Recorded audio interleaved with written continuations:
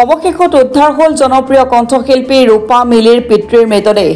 চৰাইদেউ জিলাৰ মৰাণহাট আৰক্ষী থানাৰ অন্তৰ্গত ২ নম্বৰ বালিখুটিত দিৰৈ নদীৰ পাৰত উদ্ধাৰ হৈছে মণিৰাম মিলি নামৰ লোকজনৰ মৃতদেহ। তেওঁৰ বয়স আছিল ৭৯ বছৰ।